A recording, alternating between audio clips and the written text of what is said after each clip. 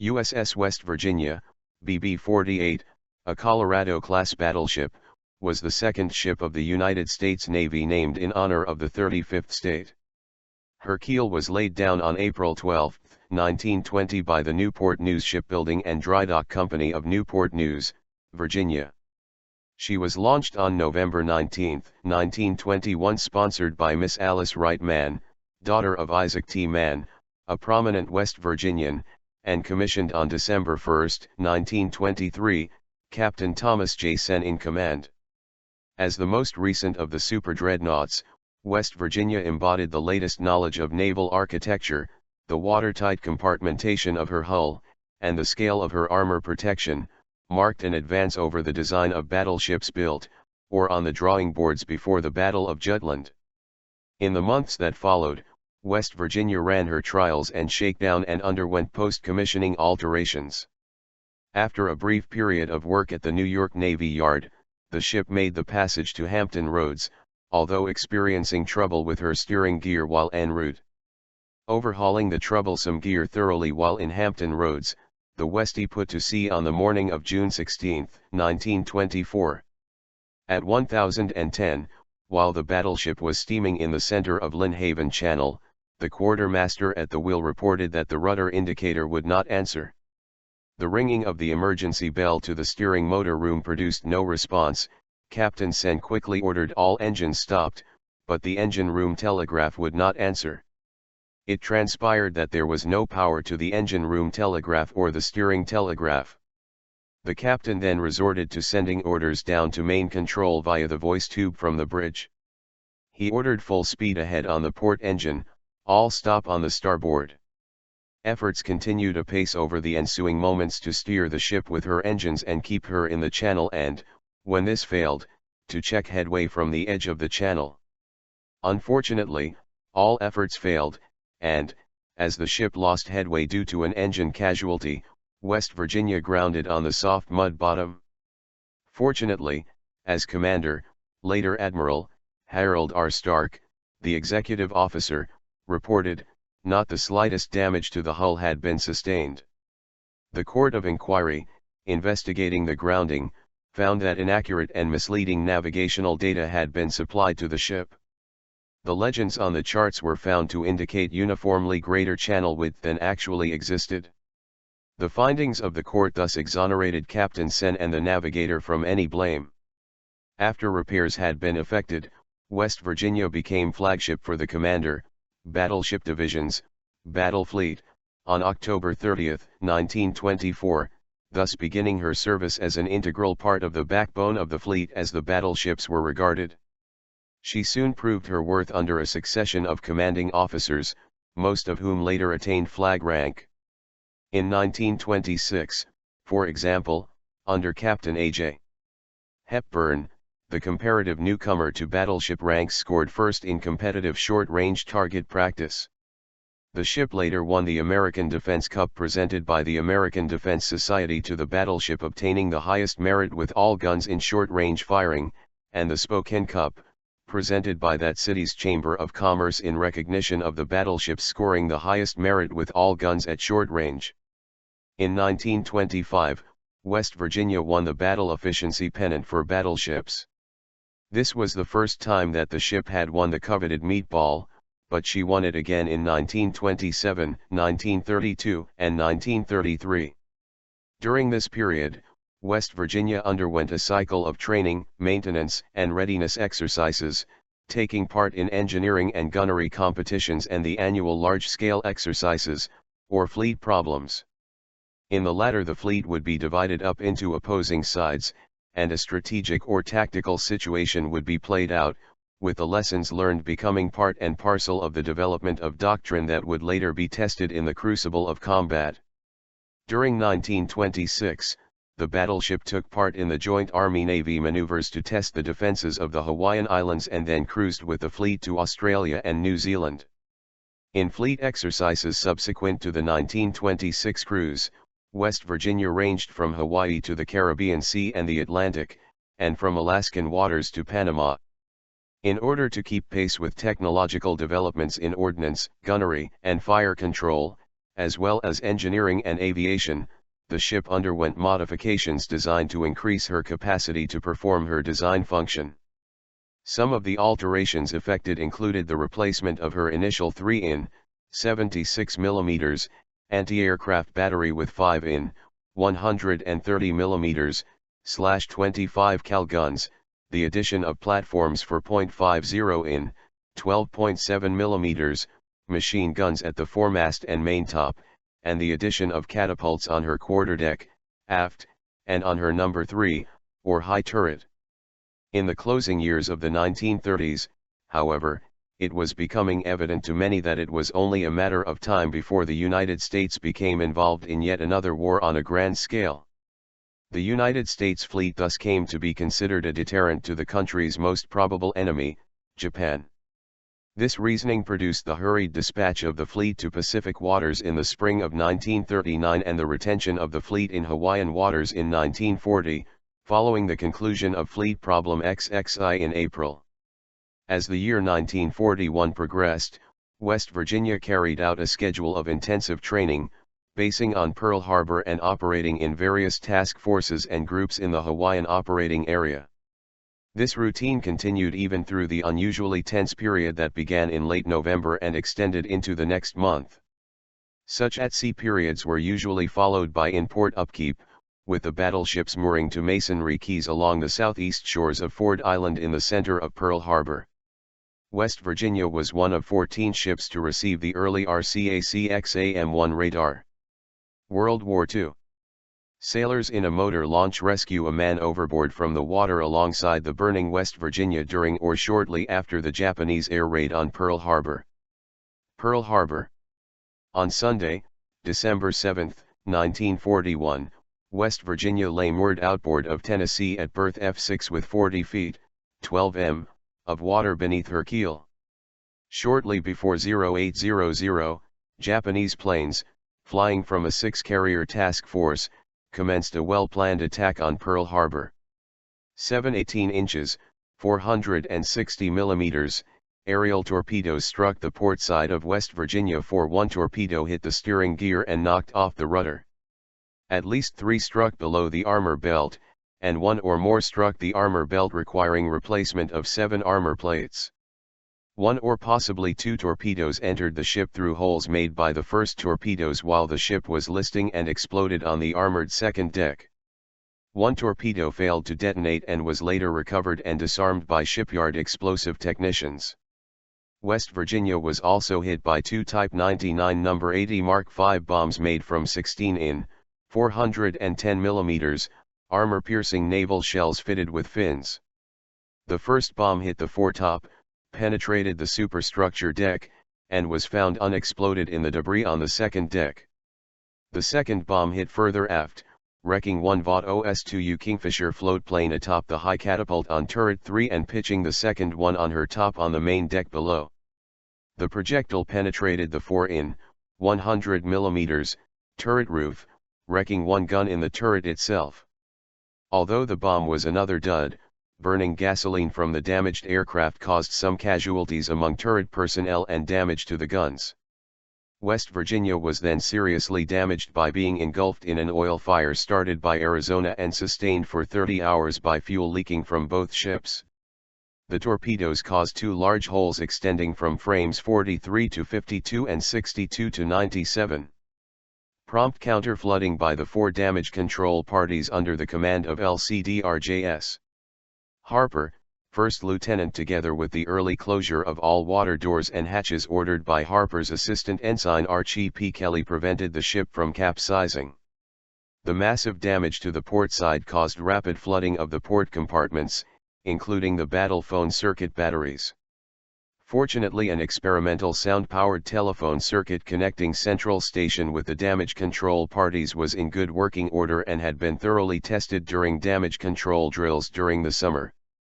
But the captain and the officers on the bridge were unaware of the existence of this experimental telephone circuit and that the 4 damage control parties, 15 men each, and the 2 Central Station damage control officers were effectively counter-flooding all available starboard compartments.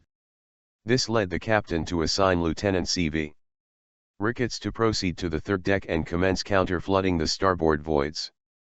By the time Ricketts had spent critical minutes manning his battle station and additional time on his own duties with the AA gun batteries, the damage control parties were near completion of the counter-flooding an estimated 30 to 40 voids on the starboard side. In his battle report, Ricketts claimed to have witnessed the flooding of one compartment, which may have been already flooded or withheld from flooding. He then ordered a crew member to see that all other starboard voids were flooded and returned to the bridge to help move the captain, who was dying of a severe bomb fragment wound. From Harper's report, in which he received confirmation from the damage control parties that they had completed flooding all available voids as directed, it was evident that the well-intentioned assistance by Ricketts was unnecessary. During the first attack, the executive officer CDRRH Hillenkoetter abandoned ship by jumping over the starboard side of the quarterdeck during the counter-flooding operation.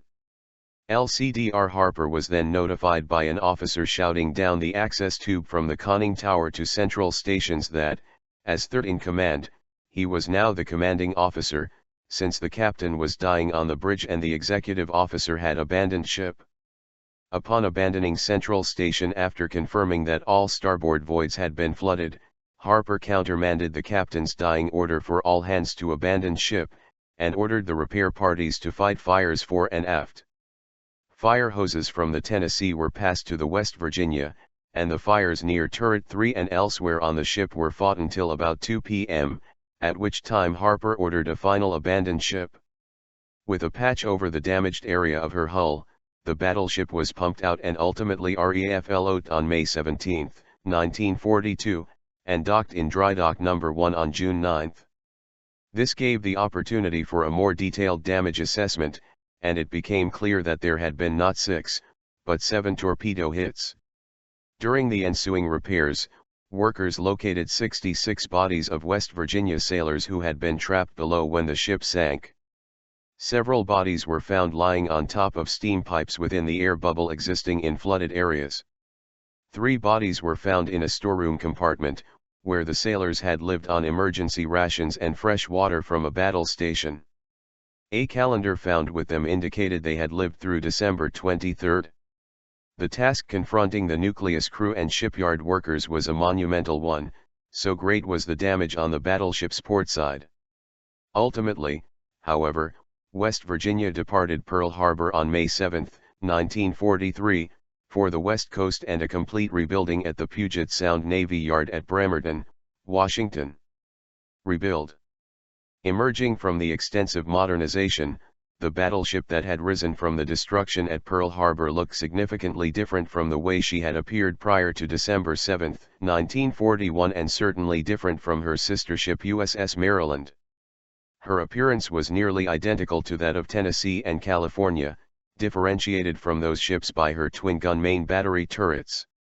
Gone were the hyperboloid cage masts that supported the 3-tier fire control tops, as well as the 2 funnels, the open-mount 5/25 caliber guns and the casemates with the single-purpose 5/51 caliber guns. A streamlined superstructure with a single funnel faired into the tower now gave the ship a new silhouette. Dual-purpose 5/38 caliber guns, in gun houses, gave the ship a potent anti-aircraft battery. In addition, 40 mm Bofors and 20 mm Oerlikon batteries studded the decks, giving the ship a heavy punch for dealing with close-in enemy planes. As part of the two-ocean Navy policy, U.S. battleships had been designed within a beam constraint of 108 feet, 33 m, in order to transit the Panama Canal. After their similar rebuilds, Tennessee, California, and West Virginia were widened to 114 feet, 35 m, in effect limiting deployment to the Pacific theater. West Virginia remained at Puget Sound until early July 1944. Loading ammunition on July 2, the battleship got underway soon thereafter to conduct her sea trials out of Port Townsend, Washington. She ran a full power trial on July 6, continuing her working up until July 12. Subsequently returning to Puget Sound for last-minute repairs, the battleship headed for San Pedro, California, and her post-modernization shakedown. Finally ready to rejoin the fleet from which she had been away for 3 years, West Virginia sailed for the Hawaiian Islands on September 14. Escorted by 2 destroyers, she made landfall on Oahu on September 23. Ultimately pushing on for Manus, in the Admiralty Islands, in company with the fleet carrier Hancock, West Virginia, as a unit of Battleship Division 4, BAT-DIV-4, reached Seidler Harbor on October 5. The next day, she again became a flagship when Rear Admiral Theodore Ruddock shifted his flag from Maryland to the WV as commander, BAT-DIV-4. Leyte landings. West Virginia in July 1944. Underway on October 12 to participate in the invasion of the Philippine Islands, West Virginia sailed as part of Task Group 77.2, TG 77.2, under the overall command of Rear Admiral Jesse B. Oldendorf. On October 18, the battle line passed into Leyte Gulf, West Virginia steaming astern of California. At 16:45, California cut loose a naval mine with her paravanes. West Virginia successfully dodged the explosive, it being destroyed a few moments later by gunfire from one of the destroyers in the screen. On October 19, West Virginia steamed into her assigned station in San Pedro Bay at 7 o'clock to stand by offshore and provide shore bombardment against targets in the Tacloban area of Leyte. Retiring to sea that evening, the battleship and her consorts returned the next morning to lay down heavy gunfire on Japanese installations in the vicinity of the town of Tacloban. On the 19th, West Virginia's gunners sent 278 16-in, 410 mm, and 1,586 5-in, 130 mm, shells against Japanese installations, silencing enemy artillery and supporting the UDT, underwater demolition teams, preparing the beaches for the assault that came on October 20. On the latter day, enemy planes made many appearances over the landing area. West Virginia took those within range under fire but did not down any. On October 21, as she was proceeding to her fire support area to render further gunfire support for the troops still pouring ashore, West Virginia touched bottom, slightly damaging 3 of her 4 screws. The vibrations caused by the damaged blades limited sustained speeds to 16 knots, 18 miles per hour, 30 kilometers per hour, or 18 knots, 21 miles per hour, 33 kilometers per hour, in emergencies. For the next 2 days, West Virginia, with her augmented anti-aircraft batteries, remained off the beachhead during the daylight hours, retiring to seaward at night, providing anti-aircraft covering fire for the unfolding invasion operations. Meanwhile, the Japanese, seeing that American operations against Leyte were on a large scale, decided to strike back. Accordingly, the enemy, willing to accept the heavy risks involved, set out in 4 widely separated forces to destroy the American invasion fleet. Battle of Leyte Gulf. 4 carriers and 2 hybrid battleship carriers, ISE and Haiga, sailed toward the Philippine Sea from Japanese home waters. A small surface force under Admiral Kiyohide Shima headed for the Sulu Sea. 2 striking forces consisting of battleships, cruisers, and destroyers sortied from Linggar Roads, Sumatra, before separating north of Borneo. The larger of those 2 groups, commanded by Admiral Takeo Kurita, passed north of the island of Palawan to transit the Sibuyan Sea. American submarines Darter and Day saw first action on October 23, 1944 in what would become known as the Battle of Leyte Gulf when they sank, respectively, 2 of Kurita's cruisers, Maya and Atago. Undeterred, Kurita continued the transit, his force built around the giant battleships Yamato and Musashi with 3 other battleships, plus cruisers and destroyers. The smaller of the 2 forces, under Admiral Shoji Nishimura, turned south of Palawan and transited the Sulu Sea to pass between the islands of Mindanao and Leyte. Shima's forces obediently followed Nishimura's, heading for Leyte Gulf as the southern jaw of a pincer designed to hit the assemblage of amphibious ships and transports unloading off the Leyte beachhead. Detailed to deal with the force heading in his direction, Admiral Oldendorf accordingly deployed his powerful task group, with its 6 battleships, 8 cruisers, and 28 destroyers, in Surigao Strait. At 2,236 on October 24, the American PT boats deployed in the strait and its approaches made radar contact with Nishimura's force, conducting a harassing attack that annoyed, but did not stop, the oncoming enemy. Well into the strait by 0300 on October 25, Nishimura took up battle formation when 5 American destroyers launched a well-planned torpedo attack. Caught in the spread of torpedoes, the battleship Westy took hits and dropped out of the formation. Other spreads of fish dispatched a pair of Japanese destroyers and crippled a third. Westy's sister ship Yamashiro, meanwhile, had taken 1 hit and was slowed down, only to be hit again within 15 minutes. Westy herself, apparently ravaged by fires ignited by the torpedo hits, blew up with a tremendous explosion at 0338.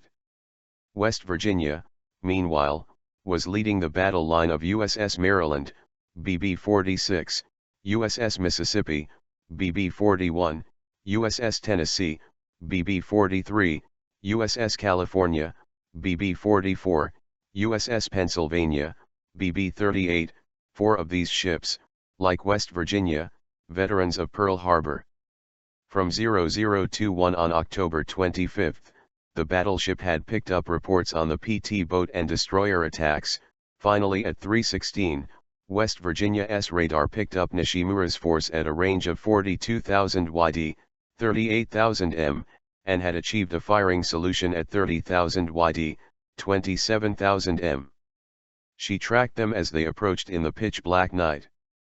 At 3:52, West Virginia unleashed her 8 16-inch, 406 mm, guns of the main battery at a range of 22,800 yd, 20,800 m, striking the leading Japanese battleship with her first salvo.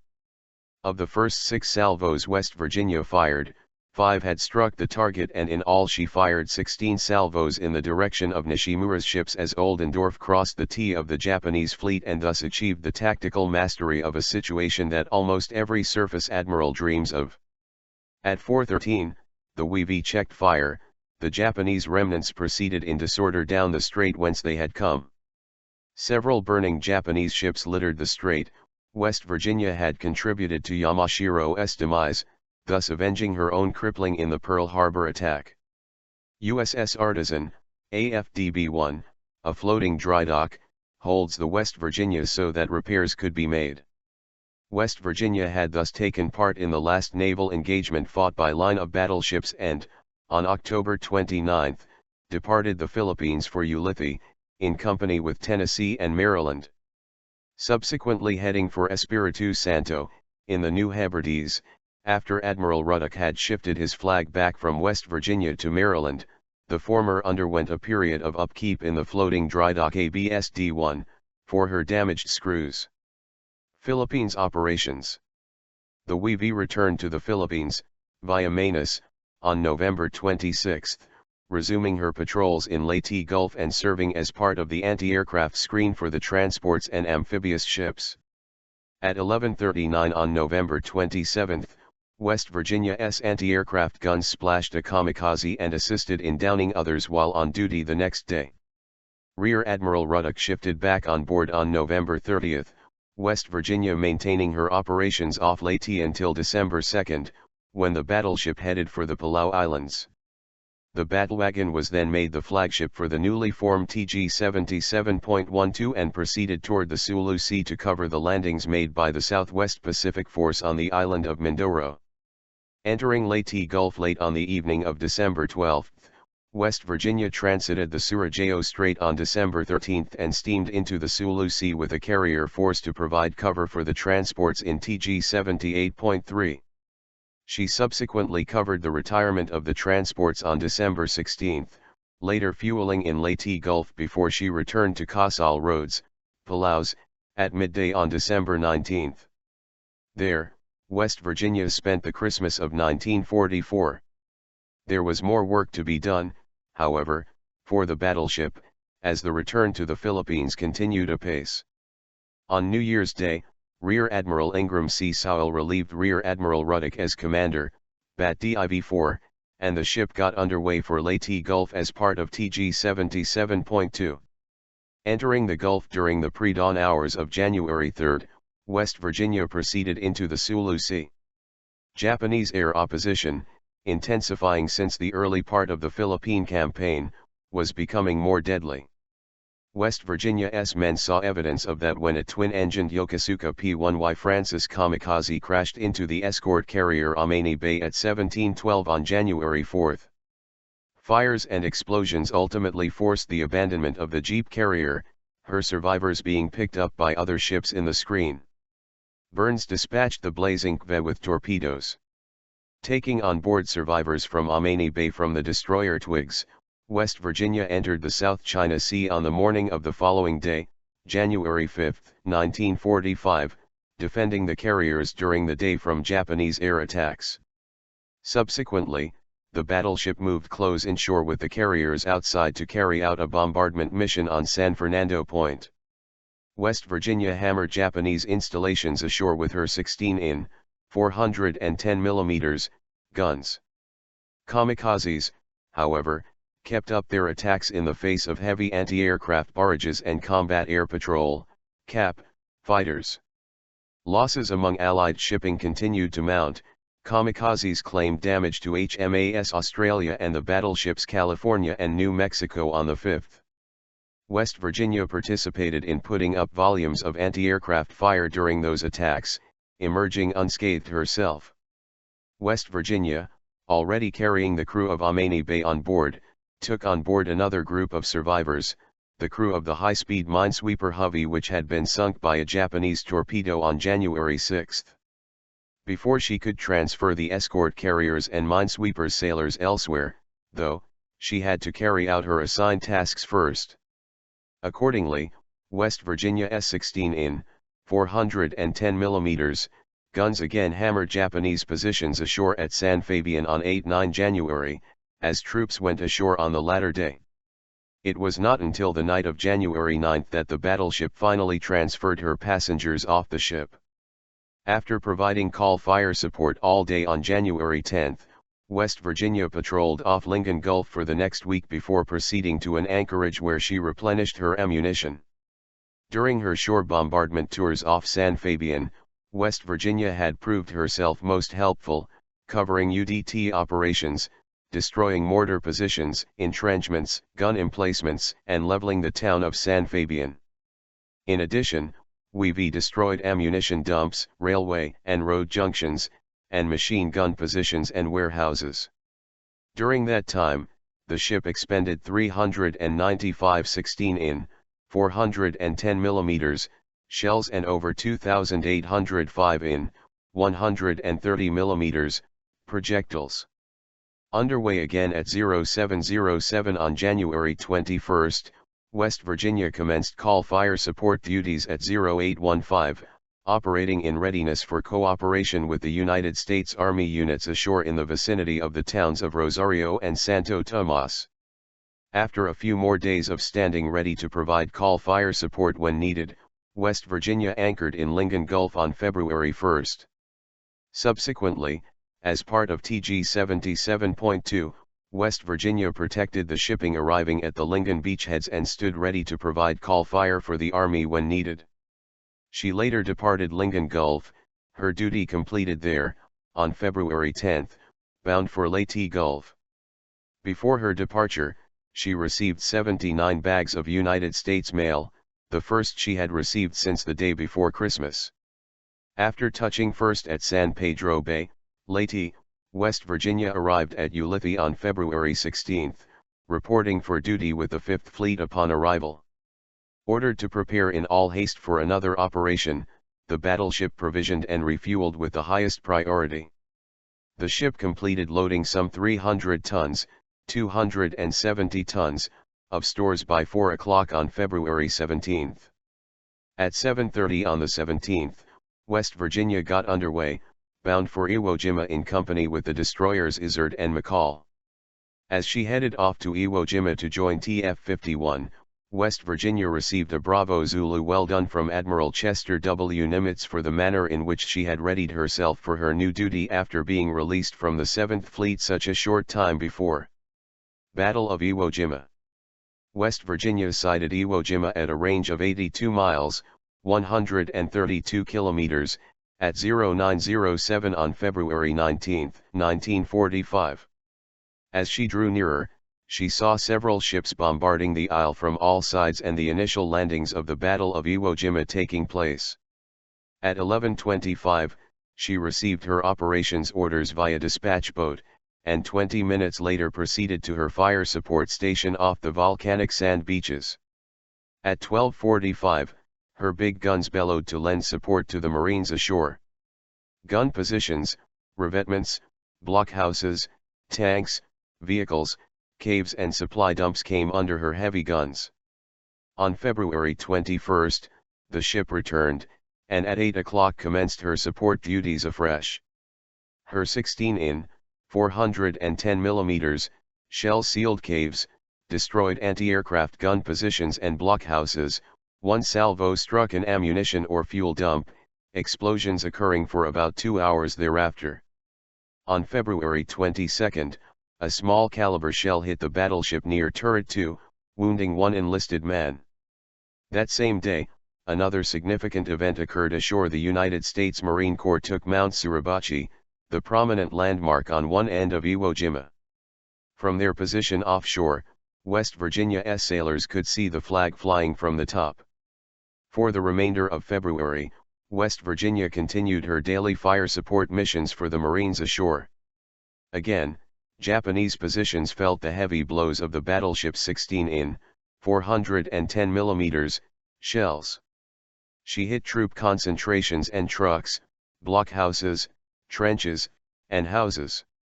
During the course of that time spent off the beaches on February 27, she spotted a Japanese shore battery firing upon Bryant. West Virginia closed the range and, when about 600 yd, 550 m, from shore, opened fire with her secondary 5-in, 130 mm, battery, silencing the enemy guns. Replenishing her depleted ammunition stocks early on February 28, West Virginia was back on the line again that afternoon, firing continuous night harassing and interdiction rounds, silencing enemy batteries with air bursts from her secondary batteries. For the first 3 days of March, West Virginia continued her fire support missions, primarily off the northeastern shore of Iwo Jima. Finally, on March 4, the ship set sail for the Caroline Islands, reaching Ulithi on March 6. Battle of Okinawa. Joining TF-64 for the invasion of Okinawa, West Virginia sailed on March 21, reaching her objective 4 days later on March 25. In Fire Support Section 1, West Virginia spent the ensuing days softening up Okinawa for the American landing slated to commence on April 1. At 10:29 on March 26, lookouts reported a gun flash from shore, followed by a splash in the water some 6,000 yd, 5,500 m, off the port bow. Firing her first salvos of the operation, West Virginia let fly 28 rounds of 16-in, 410 mm, gunfire against the pugnacious Japanese batteries. The following day, the WV fought against enemy air opposition, taking A. Francis under fire at 5:20. The twin-engined bomber crashed off the battleship's port quarter, the victim of West Virginia's anti-aircraft guns. Over the days that followed, enemy opposition continued in the form of kamikazes. Naval mines, too, began making themselves felt. One sank the minesweeper Skylark, 3,000 yd, 2,700 m, off West Virginia's port bow at 9:30 on March 28. After taking on ammunition at Kiramaretto, the island ceased to provide an advance base for the Armada massing against Okinawa. West Virginia sailed for Okinawa to give direct gunfire support to the landings. Scheduled to fire at 6:30, the battleship headed for her assigned zone off the Okinawa beaches. While en route, though, at 4:55, she had to back down all engines when an unidentified destroyer stood across her bow, thus avoiding a collision. As she prepared to commence her bombardment, West Virginia spotted a Japanese plane off her port quarter.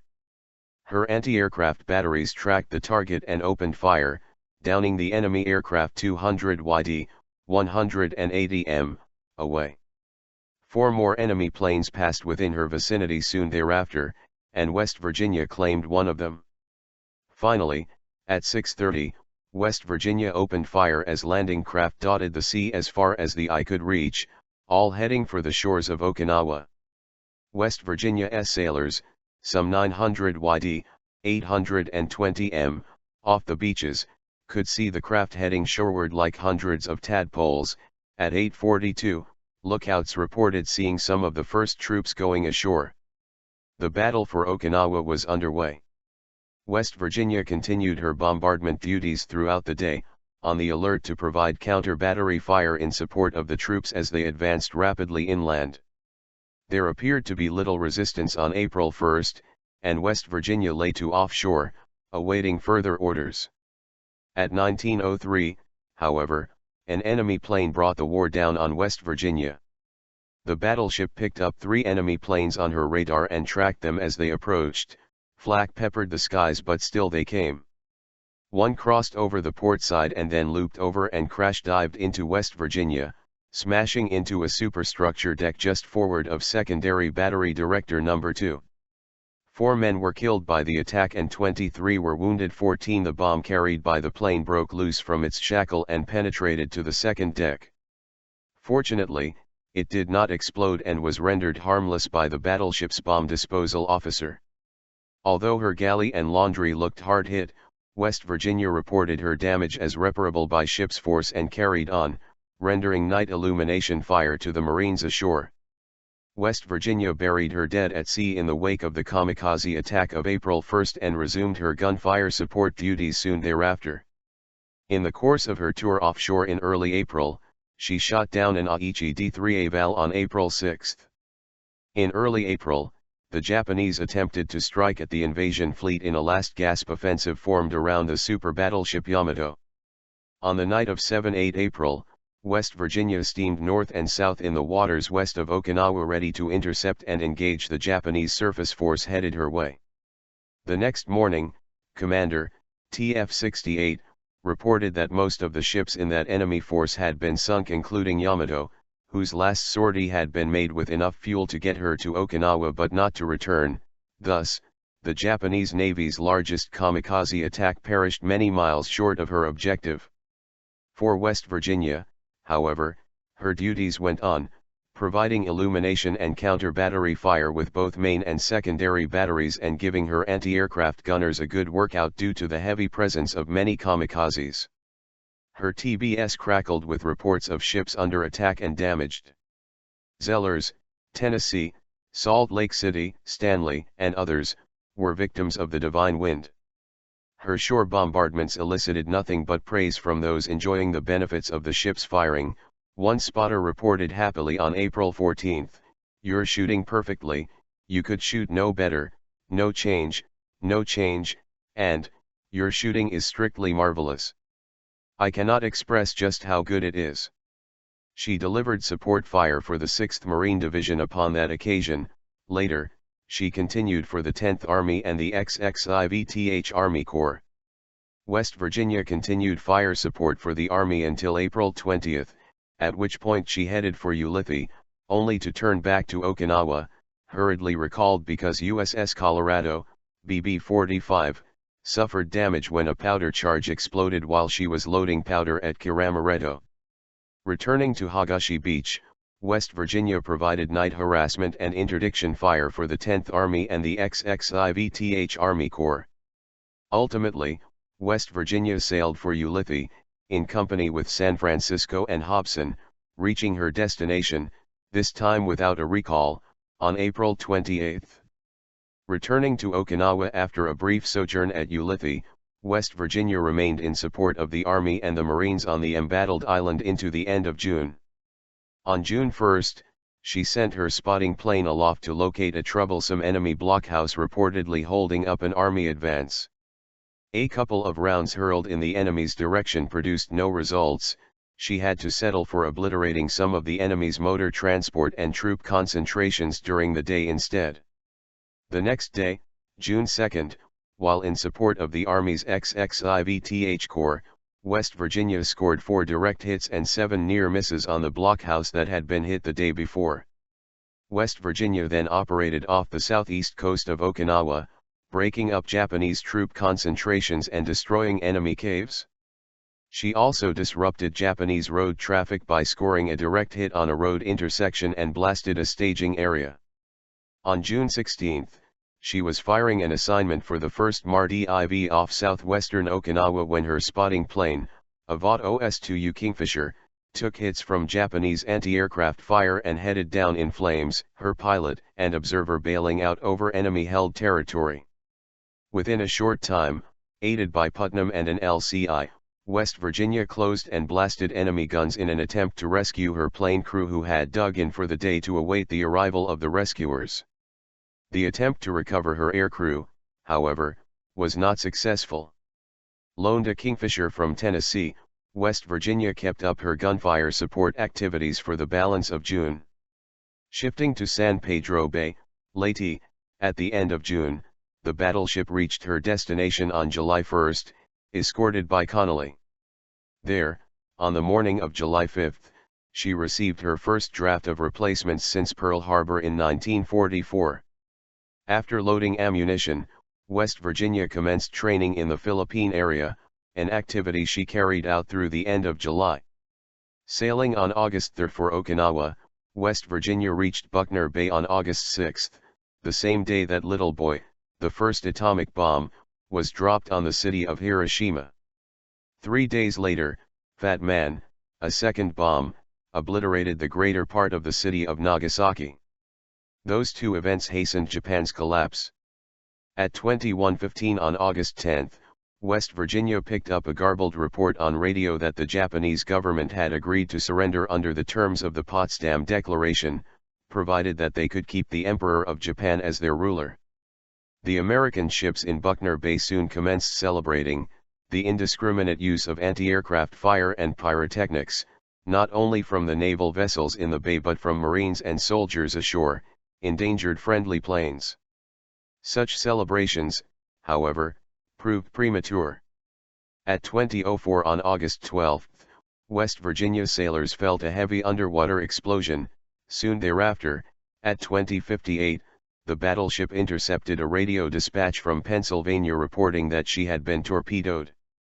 West Virginia sent over a whaleboat at 12:23 on August 13 with pumps for the damaged Pennsylvania. Post-war edit. West Virginia drilled her landing force in preparation for the upcoming occupation of the enemy's homeland and sailed for Tokyo Bay on August 24 as part of TG 35.90. She reached Tokyo Bay on the last day of August and was thus present, as one of 2 representative ships that were also at the December 7, 1941 Pearl Harbor attack along with the USS Detroit, at the time of the formal surrender on September 2, 1945. For that occasion, 5 musicians from West Virginia's band were transferred temporarily to Missouri to play at the ceremonies. West Virginia played her part in the occupation, remaining in Tokyo Bay into September 1945. On September 14, she received on board 270 passengers for transportation to the west coast of the United States. She got underway at midnight on September 20 bound for Okinawa as part of TG 30.4. Shifting to Buckner Bay on September 23, the battleship sailed for Pearl Harbor soon thereafter, reaching her destination on October 4. There, the crew painted ship and kept on board only those passengers slated for transportation to San Diego, California. Bound for that port on October 9, West Virginia moored at the Navy Pier at San Diego at 1328 on October 22. 2 days later, Rear Admiral I.C. Sowell hauled down his flag as commander, Bat Div-4. On Navy Day, 25,554 visitors, more the next day, came on board the ship. 3 days later, on October 30, she got underway for Hawaiian waters to take her place as part of Operation Magic Carpet, returning veteran soldiers, sailors, Marines, and airmen home to the States. After one run between San Diego and Pearl Harbor, West Virginia made another, the second time embarking Rear Admiral William W. Smith, who broke his flag in the battleship for the return voyage to San Francisco, California. After making yet another run between the West Coast and Hawaii, West Virginia reached San Pedro, California, on December 17. There, she spent Christmas debarking her third draft of passengers.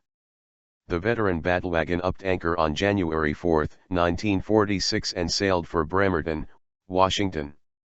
She reached her destination on January 12 and commenced inactivation soon thereafter, shifting to Seattle, Washington, on January 16, where she moored alongside sister ship Colorado. West Virginia entered her final stages of inactivation in the latter part of February 1946 and was decommissioned on January 9, 1947 and placed in reserve, as part of the Pacific Reserve Fleet. She never again received the call to active duty, remaining inactive until struck from the Naval Vessel Registry on March 1, 1959. On August 24, she was sold for scrapping to the Union Minerals and Alloys Corporation of New York City. The vessel was towed from Bremerton, Washington to Portland, Oregon, and broken up.